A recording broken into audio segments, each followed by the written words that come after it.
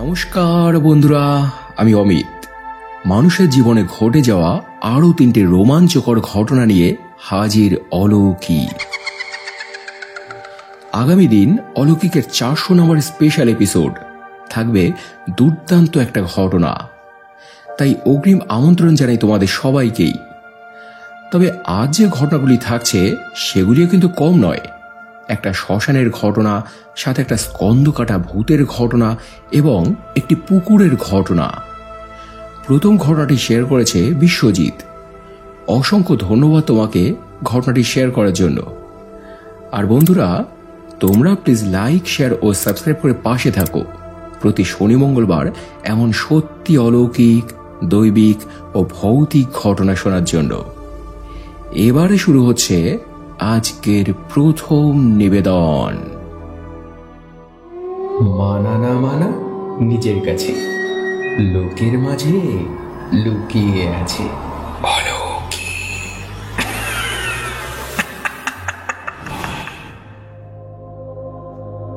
High Amit, আমি বেলঘরিয়া থেকে বিশ্বজিৎ। আজ আবার তোমাকে একটা ঘটনা বলছি। যার থেকে আমি এই ঘটনাটা শুনেছি ওর নাম অমিত অধিকারী, বনগাঁয় বাড়ি। ঘটনাটা ঘটেছিল 2005 কি 6 সাল নাগাদ। তখন ওদের ওখানে একজন ভদ্রলোক থাকতেন যিনি ডোমের কাজ করতেন, মানে মরা পোড়াতেন। ওনার ভালো নাম কি ছিল জানি না, এলাকার লোকেরা তাকে ন্যাড়া ন্যাড়া বলে ডাকত। তো যাই হোক, ঘটনাটা ঘটেছিল সেদিন রাতের দিকে। সেদিন ওনার নাইটে ডিউটি ছিল। ওনার ডিউটি চলাকালীন একটা লাশ এসেছিল যার নাম ঠিকানা কিছু জানা যায়নি। ময়না তদন্তে যেটুকু উঠে এসেছিল যে মহিলাটি ট্রেনে কাটা পড়ে মারা গিয়েছে, আর ওপরতলার অর্ডার ছিল যে ওই দিনই দাহ করতে হবে। তাই পরিচয়পত্রহীন দেহ যেভাবে দাহ করা হয় ওই রকমই যৎসামান্য রীতিরাজ করছিলেন উনি। তারপর যে কাণ্ডটা শুরু হলো, উনি ওনার 30 বছরের কর্মজীবনেও এমনটা দেখেননি। আচমকা ছুটে আসা একটা দমকা হাওয়া ওনাকে একটা ধাক্কা মারল। সঙ্গে সঙ্গে উনি ছিটকে পড়ে গেলেন।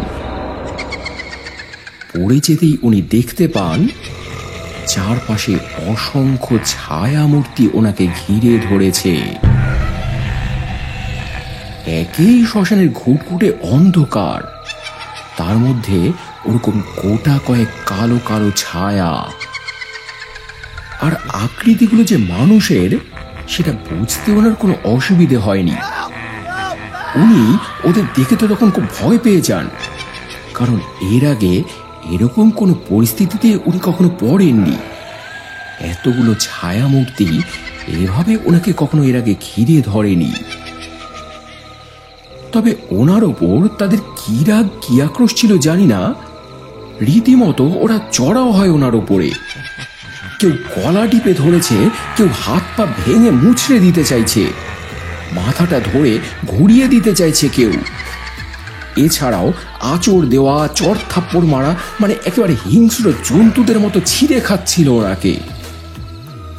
আর সেই মুহূর্তে ওখানে দ্বিতীয় কোনো লোকজনও ছিল না যাকে উনি সাহায্যের জন্য ডাকবেন। আর ডাকবেনই বা কি করে? ভূতেরা যখন আক্রমণ করে সবার আগে তারা মানুষের কণ্ঠ রোধ করে দেয়। গলা থেকে তখন কোনো আওয়াজ বের হয় না। এরকম অবস্থায় যখন ওনার প্রায় যায় যায় অবস্থা, তখন একটা ঘটনা ঘটে। একদল মানুষ তখন হরিনাম করতে করতে শ্মশানে অন্য একটা মরা নিয়ে আসছিল। সেই হরিধ্বনি স্বর শ্মশানে ভেসে আসতেই সেই অশরীরী দল তখন ওনাকে ছেড়ে দেয়। এদিকে ওই লোকগুলো যখন শ্মশানে মরাটা নিয়ে এলেন, দেখেন উনি শ্মশানের মাটিতে চিত হয়ে পড়ে আছেন। শরীরে অগণিত আঁচড়, কামড়ের দাগ, আর তখন ওনার কোনো হুঁশও নেই। তারপর সেই লোকগুলি ওনার জ্ঞান ফেরান, জিজ্ঞেস করেন, কি হয়েছে দাদা, আপনি এখানে এভাবে পড়ে আছেন কেন? আর আপনার এই অবস্থায় বা হলো কি করে? হ্যাঁ?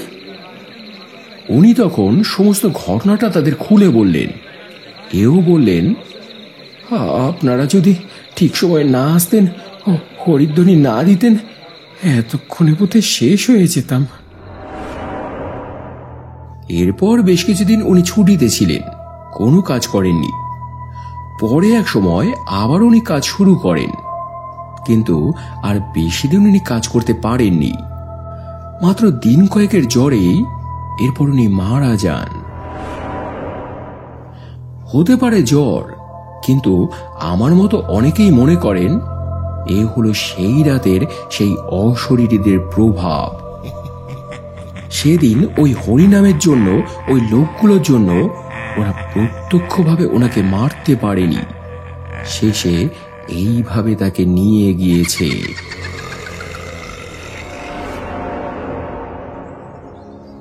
এই ছিল বন্ধুরা আজকের প্রথম ঘটনা। বেশ ভয়ঙ্কর কিন্তু ঘটনাটা। এরই সঙ্গে সঙ্গে চলে যাব আজকের দ্বিতীয় ঘটনায়। এটা শেয়ার করার জন্য রায়ানকে অসংখ্য ধন্যবাদ জানাই। পাশাপাশি তোমাদের বলি, এমন ঘটনা যদি তোমরা এখানে শোনাতে চাও, ডেসক্রিপশনে দেওয়া এই নম্বরে আমাকে হোয়াটসঅ্যাপ করতে পারো। যদি লিখতে পারো তো লিখে, নাহলে ভয়েস মেসেজ করে বলতে পারো। এবারে শুরু হচ্ছে আজকের দ্বিতীয় নিবেদন। অমিত, আমি রায়ান, বেলঘরিয়া থেকে বলছি। আমি জীবনে অনেকবার অনেক রকম ভৌতিক ঘটনার শিকার হয়েছি, তোমাকে বলেছি। তারই মধ্যে একবার এক স্কন্ধকাটা ভূতেরও মুখোমুখি হয়েছিলাম। ঘটনাটা যে মিথ্যে নয় সেটা তুমি আমার মাসুতো দাদাকে জিজ্ঞেস করলেও জানতে পারবে, কারণ এই সময় আমি আর দাদা দুজনেই ওখানে উপস্থিত ছিলাম। তো ঘটনাটা ঘটেছিল এই রকম যে ইউপিতে আমাদের রিলেটিভের বিয়ে ছিল। আমরা সব আত্মীয় স্বজনেরা সেখানে উপস্থিত ছিলাম। বিয়ের আগের দিন একটা ঘটনা ঘটলো যে মেয়েকে যিনি মেকআপ করবেন তিনি কোন একটা জরুরি কারণে আসতে পারবেন না। এই শুনে তখন বাড়ির সবারই তো মাথায় হাত। তারপর অনেক জায়গায় কন্ট্যাক্ট করা হলো, কিন্তু কাউকে পাওয়া যাচ্ছিল না। পার্লারও সব বুকিং, কারণ বিয়ের মরশুম, তাদেরও আগে থেকে অর্ডার ধরা রয়েছে। এমন সময় একজন খবর দিল কোন এক জায়গায় নাকি একটা মেয়ে আছে, ভালো মেকআপ করতে পারে, তাকে গিয়ে বলতে। আমি চিনতাম না জায়গাটা, চিনত আমার দাদা, মানে আমার সেই মাসির ছেলে। ও তখন বলল, হ্যাঁ আমি চিনি, আগে একবার গিয়েছিলাম ওদিকে। এই বলে এরপর ও আমাকে বলে, তাহলে চল ভাই, তুই আর আমি গিয়ে দেখি। বলে এরপর আমরা একটা বাইক নিয়ে বেরোলাম। রাত তখন 9:30 বেজে গিয়েছে। তো সেখানে যখন পৌঁছলাম, দেখি একেবারে নিস্তব্ধ শ্মশানপুরী।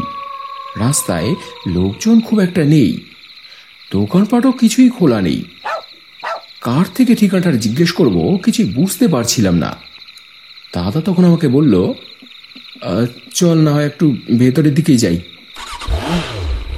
বলে আমরা আরো কিছুটা এগিয়ে যেতেই এরপর একজনের দেখা পেলাম। তাকে ঠিকানাটা জিজ্ঞেস করায় প্রথমে তিনি আমাদের জেরা করা শুরু করলেন। আমরা কারা, এত রাতে কোত্থেকে আসছি, কি দরকার, কত প্রশ্ন। এসব জেরা পর্ব শেষ হলে তারপর উনি আমাদের ঠিকানাটা দিলেন। গেলাম সেখানে, গিয়ে কথা বললাম। অনেক বোঝানোর পর শেষে রাজি হলো মেয়েটি। বলল যে ঠিকানা দিয়ে যেতে কাল বিকেলের মধ্যে পৌঁছে যাবে। তো এসব কথাবার্তা বলে কয়ে আমরা যখন ফিরছি, রাত তখন 12টার বেশি। দাদা তখন আমাকে বলল, আর রাত তো অনেক হয়ে গেল রে, চল এবার নয় হাইওয়ে দিয়েই ফিরি, বুঝলি। তো এরপরে আমরা ওই হাইওয়ে ধরলাম। লোকজন তো নেই, মাঝে মাঝে বড় বড় গাড়ি পাশ দিয়ে বেরিয়ে যাচ্ছে। এভাবে বেশ কিছুটা চলার পর একটা ফাঁকা জায়গায় আসতেই এবার একটা ব্যাপার হলো। আমরা দূর থেকেই দেখতে পেলাম ধার দিয়ে কেউ একজন হেঁটে যাচ্ছে। পেছন থেকে দেখে মনে হলো একটা ইয়ং ছেলে, পরনে একটা জিন্স আর একটা হুডি, মাথাটা ঢাকা, দুটো হাত দুটো পকেটে, আপন মনে হাঁটছে। কোথাও যে যাচ্ছে বা কোথাও থেকে ফিরছে দেখে সেটা মনে হলো না, কোনো তাড়া নেই। দাদাকে তখন আমি বললাম, এত রাতে কে রে দাদা ছেলেটা? ও বলল, কি জানি, খারাপ মতলব আছে মনে হয় কিছু, দাঁড়া গিয়ে দেখি সামনে। বলে এরপর কাছাকাছি গিয়ে বাইকটা একটু স্লো করলো। তারপর আমরা দুজনেই তাকালাম ছেলেটার মুখের দিকে। তাকাতেই যা দেখলাম, প্রথমে তো আমরা কেউই যেন বিশ্বাস করতে পারছিলাম না। তখনও ওইভাবেই হাঁটছে ছেলেটা, হুডিটা ছেলেটার মাথার ওপরেই দেওয়া, কিন্তু ছেলেটার মাথা কোথায়? বুক পর্যন্ত আছে, কিন্তু গলার ওপরের অংশ নেই। এই দেখে তো আমরা দুজনেই তখন থতমত খেয়ে যাই। আমাদের কারোর মুখ থেকে আর কোনো কথা বেরোচ্ছিল না। দুজনেই আমরা বুঝতে পেরে গিয়েছিলাম যেটা কি জিনিস। তখন সঙ্গে সঙ্গে দাদা ওখান থেকে আবার বাইকটা টানলো। আমি তো পেছনে বসা, পেছন ঘুরে তাকাচ্ছি বারবার। ছেলেটা দেখি তখনও ভাবে হেঁটে হেঁটে আসছে। এভাবে আমরা কিছুটা আসতেই এবার আমাদের পুলিশ ধরলো। অত রাতে এত স্পিডে কেন বাইক চালাচ্ছিলাম সেই জন্য। আমরা তখন ওনাদের ঘটনাটা বলি, ভেবেছিলাম যে বিশ্বাস করবে না, কিন্তু দেখলাম আমাদের কথা ওনারা বিশ্বাস করলো। আমাদের চোখ মুখের হাল দেখে ওনাদেরও তো মনে হয়েছিল যে আমরা মিথ্যে বলছি না। আর তাছাড়া ওনারাও নাকি এখানে এমন অনেক ঘটনা সাক্ষী হয়েছেন বহুবার। বলেন, আমরা যারা এইসব জায়গায় নাইট ডিউটি দিই, অনেক কিছুই আমাদের চোখে পড়ে, যা সাধারণ মানুষকে বললে কেউ বিশ্বাস করবে না। যাক সেসব কথা, যাও তোমরা সাবধানে যাও। এরপর আমরা ফিরে আসি অমিত। পরদিন বাড়িতে বিয়ে ছিল, লোকজন হইচই হুলস্থুল, কিন্তু অত আনন্দের মধ্যেও আমরা দুজনের কেউই যেন ভুলতে পারছিলাম না জিনিসটা।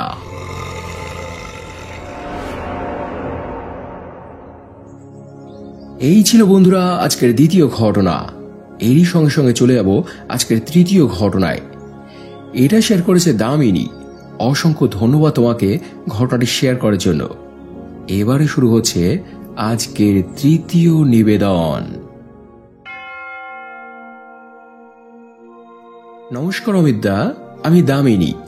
আমি অলৌকিকের একজন পূর্ণ সাবস্ক্রাইবার, কিন্তু আজ প্রথমবার আমার মা বাড়ি এলাকার একটা ঘটনা তোমাকে লিখতে যাচ্ছি। তবে প্রথমেই বলি, ঘটনাটা আগে আমি অন্য একটা চ্যানেলে পাঠিয়েছিলাম, কিন্তু সেখানে শোনায়নি। এমনকি আমি জিজ্ঞেসও করেছিলাম যে কেন শোনালো না, কোনো রিপ্লাই আসেনি তার। তাই এবার আমি তোমাকে পাঠাচ্ছি। দামিনী, তুমি এখানে সেই চ্যানেলের নাম উল্লেখ করেছো, কিন্তু আমি হাইড করে দিলাম, কিছু মনে করো না। তোমার সঙ্গে যে ঘটনাটা ঘটেছে সেই একই ঘটনা কিন্তু আমার সঙ্গেও ঘটেছে, আর সেই আগে পরেই অলৌকিকের জন্ম। কিন্তু তবুও অলৌকিক কারোর বদনাম করবে না। আমাদের সঙ্গে ওরা যে ব্যবহারই করুক, আমাদের যত ছোটই মনে করুক, আমরা কেন সবার সামনে তাকে ছোট করব, তাই না? তো এরপর তুমি লিখেছ, আমার মামার বাড়ি দেওয়ানপাড়া, ঘটনাটা ওখানকারই। ওখানে একটা পুকুর আছে, যেটাকে নিয়ে একটা কথা শোনা যায়। সেই সময় যখন মানুষের লাইফস্টাইল এত উন্নত ছিল না হোম ডেলিভারি, ছিল না ডেকোরেটার্স, তখন যাদের আর্থিক অবস্থা একটু খারাপ ছিল, বিয়ে বা অন্য কোনো অনুষ্ঠানে সবকিছু জোগাড়যন্ত্র করে উঠতে পারতো না, তখন তারা গিয়ে ওই পুকুরের সামনে দাঁড়িয়ে প্রার্থনা করত, আমায় সাহায্য করো, সহযোগিতা করো, তোমার দান আমার প্রয়োজন, আমাকে দাও। দেখা যেত রাত্রি পোহাতেই অনুষ্ঠানের প্রয়োজনীয় বাসনপত্র জলের উপরে ভেসে উঠত। অনুষ্ঠান শেষে আবার সেসব বাসনপত্র ধুয়ে পরিষ্কার করে পুকুরের সিঁড়িতে রেখে যেতে হতো। নিজে নিজে আবার সেই বাসন জলের নিচে তলিয়ে যেত। এই রকমই একদিন ওখানে একজন বাড়িতে একটা অনুষ্ঠান ছিল। গরিব অপারগ মানুষ। পুকুরের কাছে গিয়ে তিনি তখন নিরুপায় হয়ে মিনতি জানান, তোমার দান আমার প্রয়োজন। জলদেবতা তাকেও সাহায্য করলেন। পুকুর থেকে উঠে এলো প্রয়োজনীয় বাসনপত্র। তারপর ওই বাসন দিয়েই ওনাদের বাড়ির অনুষ্ঠান সম্পন্ন হয়। তো বাসন যা যা এনেছিল সব আবার ধুয়ে মুছে পরিষ্কার করে ওই পুকুর পাড়ে রেখে এলো ওরা। কিন্তু সব বাসন ঠিকঠাক থাকলেও তার মধ্যে শুধু একটা বাসন নেই। সেটা ভুলবশতই হয়েছিল নাকি তারা ইচ্ছে করে সরিয়ে রেখেছিল সেটা জানি না, কিন্তু তারপর থেকেই ওই পুকুরের জল একেবারে কুচকুচে কালো হয়ে গেল। সেই জল ব্যবহার করতেও লোকেরা এরপর ভয় পেতে লাগলো। এমনকি মানুষজন ওই পুকুরের সামনে পর্যন্ত যেত না। মানুষজনের এই আচরণে সেই পুকুর এতটাই ক্ষুব্ধ হয়ে গিয়েছিল। আর এরপর থেকে সেই বাসনও আর উঠত না। যতই ডাকুক, যতই প্রার্থনা করুক, আর কোনো ডাকে সাড়া পাওয়া যেত না। আর এই ঘটনাটা আমি শুধু একজনের থেকেই নয়, আমার মা, আমার মামার ছেলে, আমাদের স্কুলের সংস্কৃত ম্যাম, এতজনের থেকে শুনেছি। ফলে মিথ্যে নয়। তো এই ছিল বন্ধুরা আজকের তৃতীয় ঘটনা। আসলে এটাই মানুষের চরিত্র। মানুষ বিশ্বাসের দাম রাখতে পারে না। তো কেমন লাগলো তোমাদের আজকের ঘটনাগুলি কমেন্ট করে জানিও। ভালো লাগলে ফেসবুক, ইনস্টাগ্রাম বা পরিচিত মানুষদের সঙ্গে শেয়ার করে নিও। আর এবারে গত এপিসোডে অন্তর্শীল লিখেছে, দুটো ঘটনাই দুর্দান্ত। প্রথম ঘটনাটা বেশ ভয়ঙ্কর। মনীষী কাকিমা লিখেছে, অ্যামেজিং, দুর্দান্ত লাগলো। গোপাল লিখেছে, দারুণ দারুণ দারুণ, তোমার ঘটনাগুলো সত্যি অসাধারণ। তোমার বলার ভঙ্গিমার জন্য মন ছুঁয়ে যায়। সুদেশা সিংহ রায় লিখেছে, প্রথম ঘটনাটা ভীষণ ভয়ের। জিনিয়াস সিং লিখেছে, খুব সুন্দর ঘটনা দুটো, আপনার ভয়েস ও প্রেজেন্টেশন জাস্ট অসাম। এছাড়াও কমেন্ট করেছ অমৃত বিশ্বাস, শিব মুভিজ, অক্ষয় অধিকারী, গীতাদি, রোহিণী মালিক, টিএন তিরুম, চন্দন চ্যাটার্জি, মালবিকা, দেব, মায়াদি, অমিতা জেঠিমা, রবীন সাঁতরা, অজন্তা হোড়ে, মৌসুমী মুখার্জি, আশিস কোলে, পিঙ্কি ঘোড়ই, অর্কপ্রভ, সুমন দেবী, বিশ্বজিৎ, এমডি মঞ্জু, পূজা রয় সহ অসংখ্য অসংখ্য প্রিয় বন্ধুরা, তোমাদের প্রত্যেককেই অসংখ্য অসংখ্য ধন্যবাদ আর বুক ভরা ভালোবাসা জানিয়ে আজকের এপিসোড এইখানে শেষ করছি বন্ধুরা।